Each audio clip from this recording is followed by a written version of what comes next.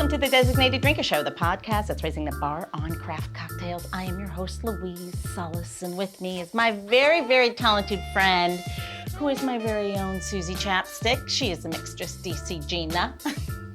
Is that the lady's name? Yeah, Susie Chapstick. She was a skier. Oh, I didn't Remember? even know that. Yeah. I didn't know that. See, No, I'm I a didn't few know years that. older than you. Happy so New that's Year, probably Happy why. New Year's. I Our know. tip off, right? I know. Yeah. First one for season 7. Yeah. So, Gina, do you know the significance of March 16th? It's the day after the Ides of March. That it is, but it is also National Lips Appreciation Day. See, Susie Chapstick. Oh. See that tie-in? I did not know that. Yeah. So in honor of that quickly approaching date, we have a few days get ready for it. Here's a few fun facts about the power of lips. It has been proven that servers who wear red lipstick earn more in tips, up to 50% more.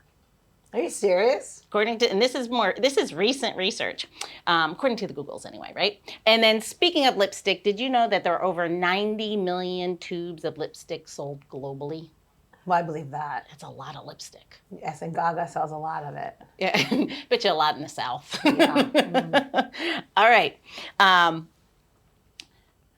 And what is desired today and what we think is beautiful lips has not been the same throughout time. You know, now the big pouty lip, the more the better. Sometimes too much. But in Victorian times, thin lips were order of the day. They were considered more beautiful. And in ancient times, for the Greeks, it was all about symmetry rather than size. Symmetrical, I don't know, left to right or up to top to bottom, I don't know.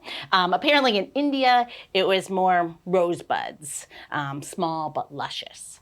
During the Ming Dynasty in China, lips were, this makes sense, but a pinprick projection. So I think like geisha, you know how they would do the little turning, you think about, that's what comes to mind when I think about that. And then in your motherland, ancient Italy, the ideal was nearly to have no lips at all. Okay, well, I just failed that. So. Moving on. So kind of weird, huh? Mm. And, but you have to ask, is this just a bunch of lip service? Har, har. But really? But speaking of lip service, a different kind of lip service, but still lip service nonetheless, brings me to today's designated drinker, who knows more about the power of lips than just about anyone I think either you or I know. She is the amazing lipsologist, Ariana Lightningstorm. Welcome back to the show, Ariana. I'm so glad to be here. It's been too long. It has. You know, my God. she was on episode 19. Oh my gosh, you kidding? No. Isn't that crazy? That is crazy. What year was that? That was our first season. It was probably would have been maybe the third time recording, maybe third time. Maybe. It's crazy, Yeah. isn't it? Yeah. But you were here. We weren't in New Orleans when we did that. Yeah. No, that was here. just before you went to New Orleans. Yeah. Or there was something you were talking about having been there and going back, as I recall. Yeah, we Yeah. did a lot of our episodes in New Orleans. That's what I'm saying. Like we that's drink crazy. a lot in New Orleans, so it's easy for us to forget who was where. Well, I feel like Ariana would be great in New Orleans, right? Like she could have like her own shop. She could Yeah. like 100 like all day. Yeah. You know, Yeah. and just call it like lip service, and like people would come in and be like, okay, I like that shade. Depending on where you are on Bourbon Street, you might have very interesting guests. Yes, it's true. Might be asking for other services. Didn't think of that. It's a little early for me, but you know what? I haven't even had a drink, so maybe I will think of that later. There we go. There lies the yeah, problem. There you go. So before we go any further, it was episode 19 last time you were here. Will you please tell our listeners what is lipsology? Lipsology is the art and science of reading lip prints. There's only 9 certified lipsologists in the entire world. I'm one of them. Actually, the founder is Jilly Eddy, and she spent 14 years researching over 10,000 lip prints to make sure her system was at least 80 to 100% accurate before she taught anybody. I'm the 5th person she trained and the first one on the East Coast. Wow. And so that's and what it tells is personality traits, energy levels, emotions, what's going on with you in the moment based on your kiss on a card that I make specifically for your party or your event or your private reading, whatever it happens to be. That's awesome. That's awesome. And obviously you've said this many times because it came out clear as day. Right off the cuff. That's because no one knows what it is until I tell them. Exactly. How did you get involved in it in the first place? Well, I was also a palmist and tarot card reader for over 40 years, or not quite that many at the time, 30-ish years at the time when I was training with her. And so my agents, my talent agents basically said, go out and find something else to learn so we can get you out there more. And I said, sure. And so it took me a couple of years to find somebody, but I found Jilly on the web. And I contacted her and I said, this sounds really interesting. Do you teach? And she said, yes. And then I basically trained with her. And it was we were like peas in a pod. We're still close, great friends. She retired 4 years ago. And she, spent 30 more years researching, as did all her students. So it didn't just stop at the 14-year point. We kept researching and still do. I'm learning more things all the time. But yeah, Shouldn't we all be? Yes. So she passed the business on to myself and my business partner, Laura, who's in Texas. And the two of us have continued Lipsology. I'm training like 7 people right now. Wow. Yeah, so we're going to get more people out there soon. Wow. I know that's fun, right? It is. So would you say that does it compare to like tarot cards or fortune telling or palm reading, just so listeners kind of have an idea of what this It compares all to about? a little bit to everything, except it's more of a researched situation. So the kind of palmistry I do is actually researched. I learned when I was 14 from a book called The Laws of Scientific Hand Reading by William Benham. And it was published in 1900. Wow. So that book, when I was 14, was like a manual, and it was very detailed. And he had done 30 years of research to make sure that his system was accurate, and then he published his manual. And that is very different from learning palmistry from somebody who's been doing it through a family tradition. So because there wasn't all the superstition associated, it was all, he did his version of scientific research back then. And so I'm attracted to that because I also do handwriting analysis, which I've been doing for about 25 or so years. Oh, wow. And that was researched, and that's been out there for a long time. So I've been doing that for quite a long time. As well at parties. I only have the party level understanding of it. I'd say of all the things I do, it's the most like handwriting analysis. And I found out from a medical professional that the lips and the hands are the most connected I don't know if it's more than anything else, but close to the highest level of neurological connection between the body part and the brain. So the lips are really seriously, if you look at what's called a homunculus, which is a visualization of the neural connections to the body, you'll see that the lips are ginormous, the hands are ginormous. So that's what the brain is connecting to. So your subconscious is coming right through that. That's why lips and hand and writing are things you do actively. You kiss actively, you write actively, and so information comes through on the result. And so it's a lot like handwriting analysis. It was analyzed in a similar way, except handwriting analysis was done on criminals mostly, and lipsology is done, right? And lipsology has been mostly done on normal people or everybody, So and Jilly did spend so many years realizing that this is a system that worked because she did get it to that 80 to 100% accuracy. And then continued to, all of us are doing research and finding new things, and it's continually, we're learning more and more and more as we go. So it's really exciting and fun and different. But yeah, if you've ever had your handwriting analyzed, it tells you about your personality traits as well.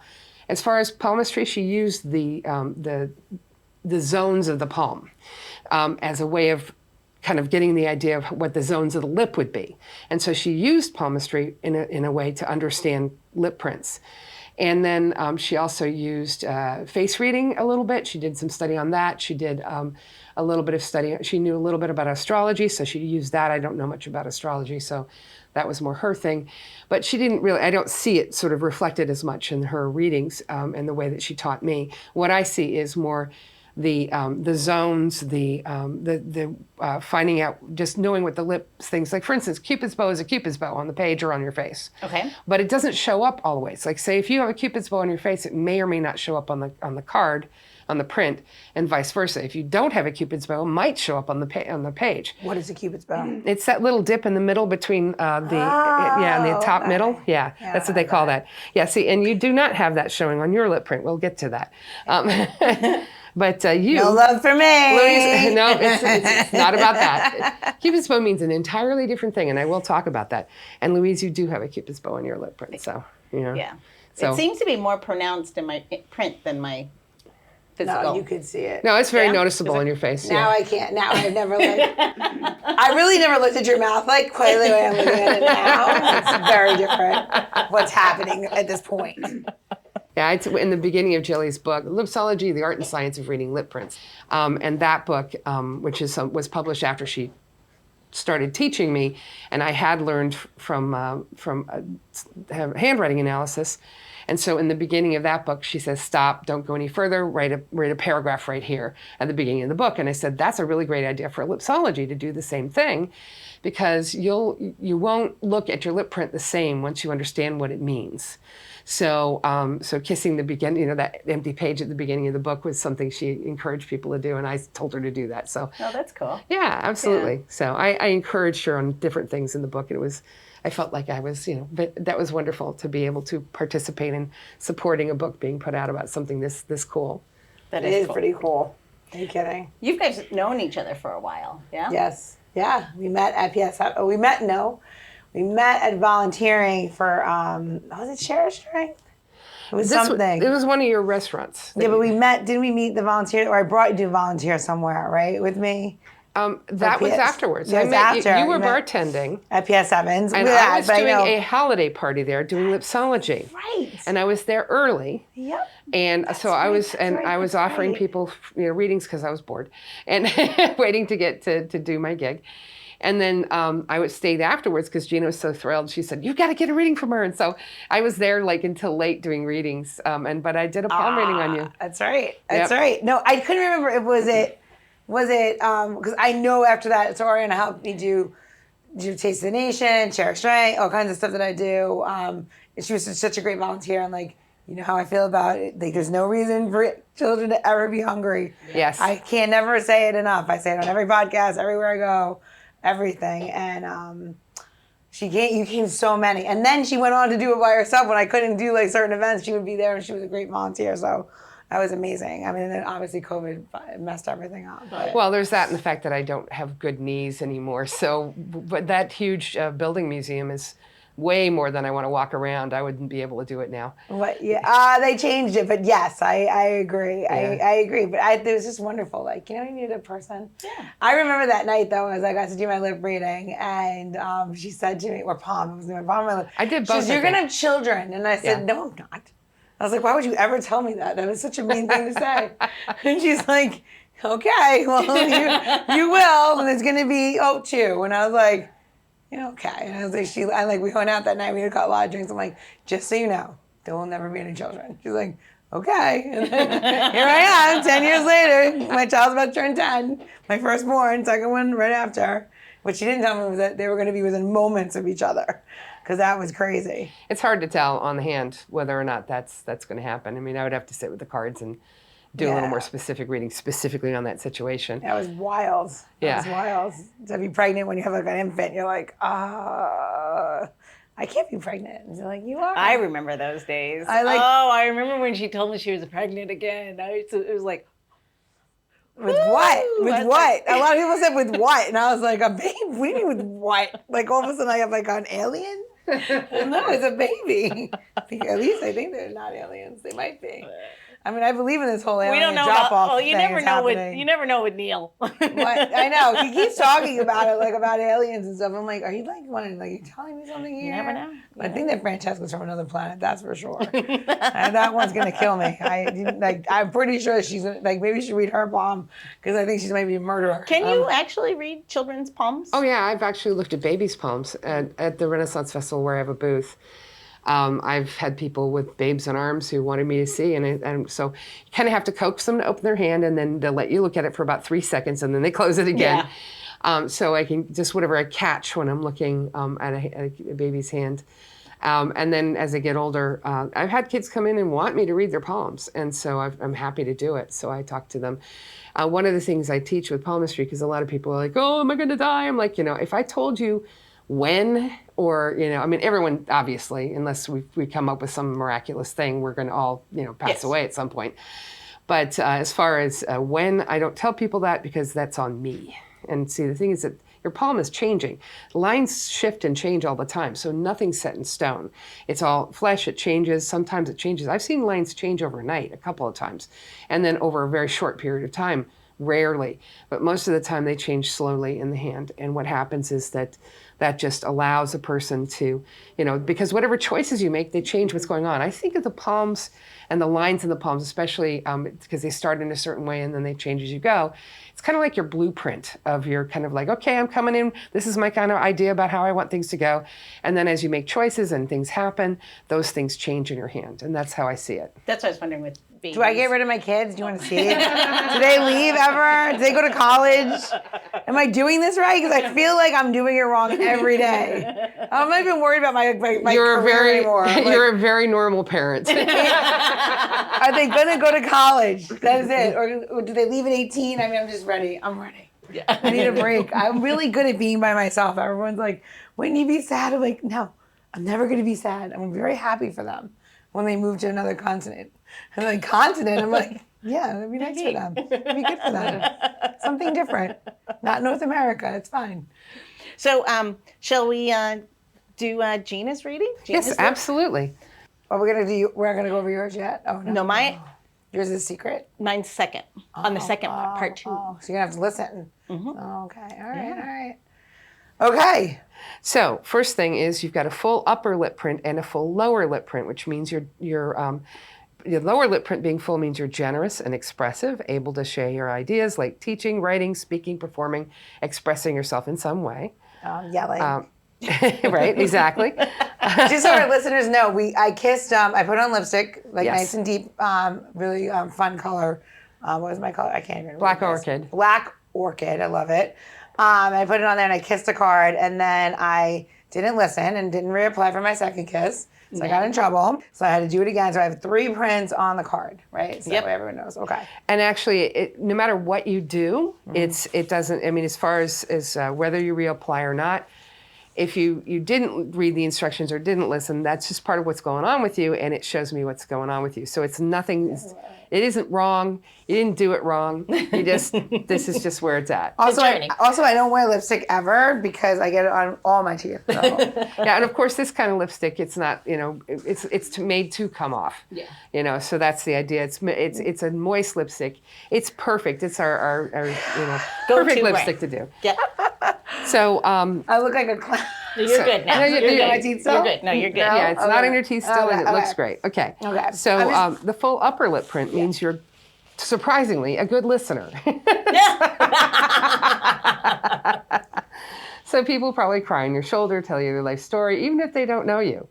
Okay, so that's All the the upper. time. Exactly. Well, of course. Even in the grocery store. I believe that totally It's because insanity. it is. The combination of these two things makes you an excellent communicator because only people who listen are really going to be excellent at communicating. So that's something there as well. The round shape indicates that you're someone who is what I call a peacekeeper. You don't like arguments unless you started them. You're going to bend over backwards to understand other people's points of view, pat people on the back and encourage them. The most important thing is that things go smoothly. And so that's one aspect. And then the other one is a triangle, which means you help other people to succeed. So you recognize people's skills and abilities, you help them recognize those abilities in themselves. I see that in teachers and counselors, coaches and therapists, HR people, nurses, doctors, lawyers, managers, etc. People who from a strong base, you send folks in the right direction. So you're perceptive enough to lift them up, help them to shine, put them in a position to grow. You're like, you can do it. And they're like, yes, I can. So there's that. You do not have a Cupid's bow on the lip print, which means you're independent. You like to do things your own way and do not like being told what to do. So give me the work, leave me alone, I will get it done. And so that's why you have not got a Cupid's bow. So it's actually not a bad thing to not have a Cupid's bow because it tells me what your personality is actually like. So whatever you imagine your lip print should look like, if people come up and say, oh, my lip print looks horrible. And I say, look, if everyone's lip prints look like Betty Boop's, I wouldn't have a job. Yeah. Okay. So it's really okay. You also have seeds of change in the bottom of the lip print, which is, as I recall from when I've done them before, you tend to have them, which is ideas, projects, thoughts. They've been on the back burner because you're so busy you can't get 2 of them all. But there are a couple of larger ones, so it's important that you pay attention to the ones that are big, make a note about them, make sure that you put some energy into them, or at least get some help with them so that you can get them done. Chills when you said that. So I call it Seeds of Change. I want to write a book. Well, there you go. Seeds of Change, and I say, just do it, because it's going to make a difference not only for you, but for others as well. And Anywhere in there it says I'm going to move to Italy. well, honey, this is not about moving. Not dead, right? I'm good. Okay. You're not dead yet. So you can do what you're going to do. You do have an old soul mark. It means you're intuitive, and your lip prints are reminding you to trust your gut. Pay attention to that intuition. So that's in there. And there's a dark inline on the inside of the lip print. This is something you have in common with Louise.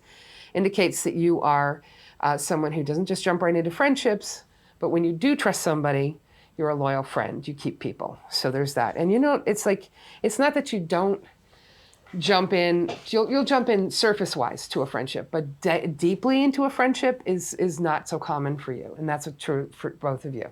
And that you're you're someone who when you do trust somebody, you vetted them on a deep level. You're basically aware that they're safe for you to be close with. And so that's what I say. So you're a loyal friend, and you keep people that you trust, and that's it. That's a thing. And then the size of these are medium, which means you like to keep busy, and you like to keep a balance when you can between work, home, and play. So you're juggling here, juggling there, juggling there. Always have some balls in the air. Always have something going on, and like to schedule yourself well in advance when possible. So I call it the busy juggler.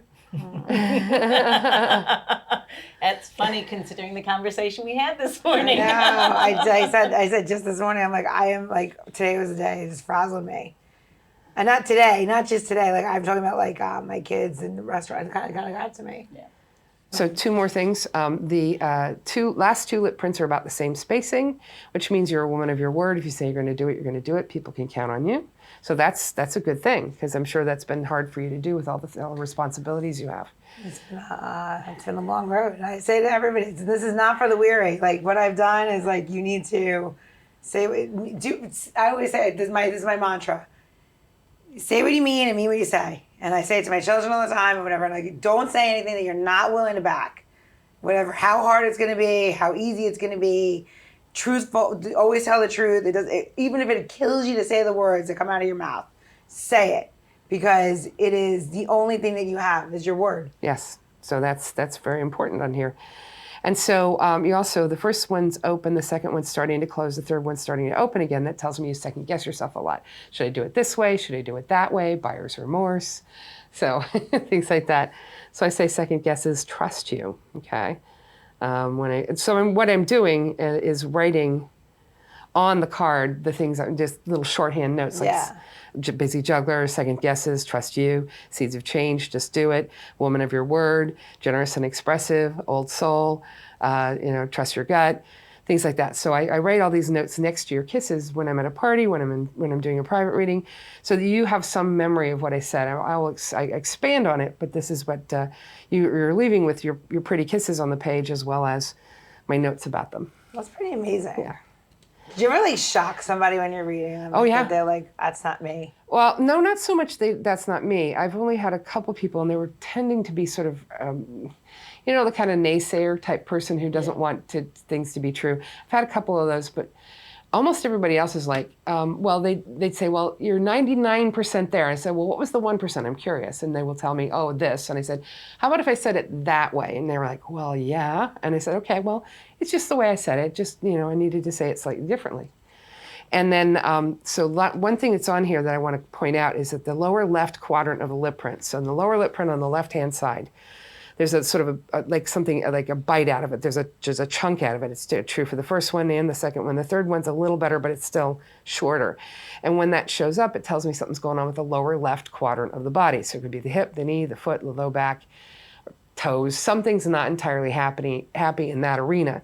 And so your body's asking for some TLC, massage, whatever. It might be that the right side's injured and the left side's compensating.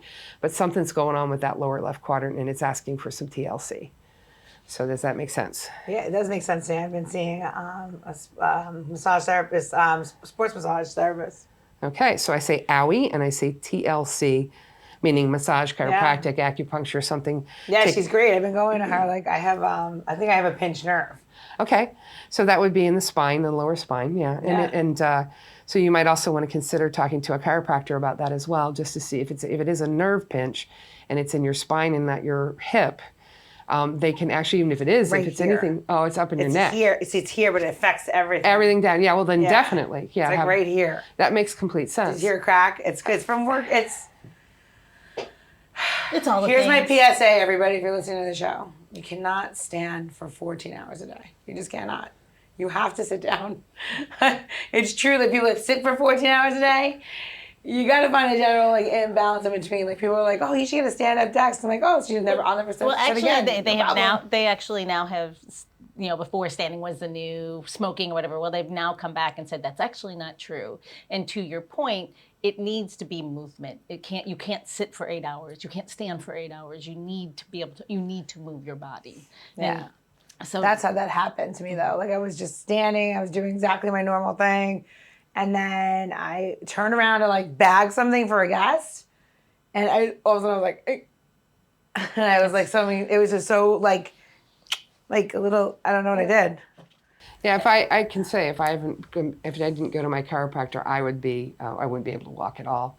And it's done tremendous things for my neck. Has had severe pain, and he's been able to help me release that and keep things flowing and not be problematic. And getting a little stretch in the neck and getting some adjustments every once in a while will help your neck to stay aligned and not pinched. Just from your lips, right? Like, isn't that amazing? Yeah. This is so cool. So she's obviously given quite a few tips. Easy for me to trick. Mm-hmm. I'm going to give you some information today instead. Is that right. okay? Let's do it. We're going to do a little shopping. Okay, our little tips and tricks. We're going to go shopping for We're it. going to go shopping for it. Let's do it. Okay. All right. Okay. So it's persimmon season, right? These little ugly things that you're like, what are these things? Where do they come from? What is this, right? What are you going to do with these? Are you going to just take a bite out of them and eat it? I mean, I don't know. Ariana thinks we can. And I've never tried it, so maybe I'll try that at the end. But I wanted to talk to you about this. So you get these, and they're waxy, hard, and you see them everywhere in the grocery store. I love them. Our friend, the persimmons, it's one of my favorite things, my favorite treat at this time of year. They grow all during the summertime. They're like little buds, and then they sit on your trees, and when they fall off is when they are ready. Don't pick these. If you see the persimmons, let it fall to the ground, right? If you're in the grocery store, what you're looking for is something that's like a little bit semi-soft, not something too hard, unless you're gonna hang them. And if you're gonna hang them, that's a really cool thing to do. Right now, these are past the point of hanging them because they're already dried and they're ready to eat. But when these are green, you put a string around it and you can hang them anywhere in your kitchen, anywhere that would not be directly in light, and they get like really tough and leathery. Peel the skin off and you can put them on any cheese plate. You eat them as a jelly or as a fruit, use them on toast on bread. They're really good on like a Korean milk bread, so delicious, one of my favorite things.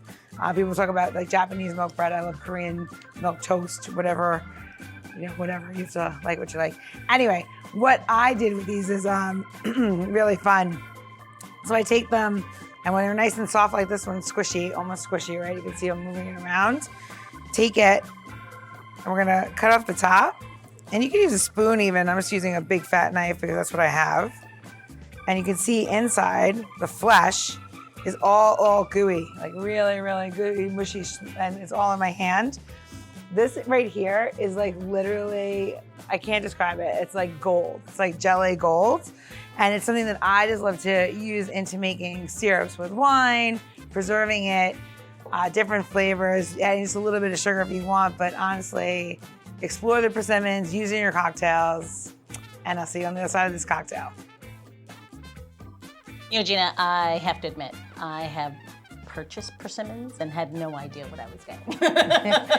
First of all, this is like one thing I always want to ask her, right? Did you buy the persimmons and let them rot on your counter and then never use them because you don't know what to do with them? Yes. No, because you know what? You had made a cocktail some time ago, and I saw them, and I kind of tried to figure out, like, based on what I saw you have on the show, and that's where I used it. But But that was really me just like stumbling through. I was just kind of guessing. So thank you. I always find that to be like the funniest thing ever. Yes. So there's two types of persimmons. There's the southern type, which you have to eat soft because it needs to get to that. And then there's, I think it's called fuyu persimmons. Yeah. And those are like apples, and they're delicious. I actually buy them and eat them. I love them. Yeah. So they have like, what I do with mine is a little bit different, but I'll show everybody. You could hang them, and then you hang them. So you could do them with this. Yeah, southern. The ones that are. And did you mean the ones from North America? Yes. The persimmons from here. Yeah. You can hang those as well. You should just eat those and make canning or whatever. But the ones from Korea and China and stuff, those ones are the ones you hang, and then you turn them into a gelée, and you peel off the skin, and then you cut them and ever so lightly and put them on a cheese platter, and they're like wonderful. Wow. Well, in Korea, you would not be putting them on a cheese platter, but they just eat them on bread. They eat them on on a milk toast or something, which they do have. Interesting. Right. So There you go. I agree with you, though. I've eaten them before like that hard, but that is not for the week of. You got to really be into like the health of it. Oh, it's tasty though. The ones that I've had, they're delicious. Yeah, I don't love it like that. I feel like it's a little much for me. Well, the kinds that you need to let ripen more, they don't taste good when they're not But the ones that are ripe and like an apple when they're ripe, those are delicious. I get them at Costco and I get the containers of them. And I've learned from a friend of mine who had been to China, and all I do is you just take the top off and you can just eat the whole thing, including the skin. Mm-hmm. Oh. It's really delicious. Nice. Yeah. I like the ones that are just about look like they're gonna rot, and then that's when I use them to cook with. Those, yeah, I've not. I don't know if I've even tried those, but I've. Today's the day. Yeah, absolutely. I'm excited. So, Gina, where are they going to go to get this tips and tricks? You're gonna go to designateddrinker.show for our tips and how to, or you can catch us on Instagram at designateddrinker. And you can see my lovely face showing you how to purchase and use your persimmons. Awesome sauce, yes. And if you didn't catch that, it's designateddrinker.show. And you can just scroll down through your episode notes and we'll have links right there for you. They'll take you right to the website or to Insta. And you can see Gina's beautiful ruby red lips in either one. Yeah. All right, well, this brings us to the end of part 1 with lipsologist Ariana Lightningstorm. But if you're anything like Gina or me, 1 round is just never enough. So go off, top off that drink, and get ready for part 2 of this episode as we continue our boozy banter. And Gina's gonna share a cocktail recipe that will surely deliver a kiss you won't wanna miss. Cheers. Cheers. The Designated Drinker Show is produced by Missing Link, a Latino-owned, strategy-driven, creatively fueled production co-op. From ideation to creation, we craft human connections through intelligent, engaging, and informative content. Also in the Missing Link lineup of podcasts is Rodger That, a podcast dedicated to guiding you through the haze of dementia, led by skilled caregivers. Now, if you're looking for a whole new way to enjoy the theater, check out Between Acts, an immersive audio theater podcast experience. Each episode takes you on a spellbinding journey through the works of newfound playwrights, from dramas to comedies and everything in between. Find Missing Link's League of Podcasts on Apple Podcasts, Spotify, or wherever you listen to your podcasts. And while you're there, please don't forget to follow, download, and review the shows. Your reviews help our shows reach new audiences. To find out more about Missing Link, visit missinglink.company. That's missinglink.company.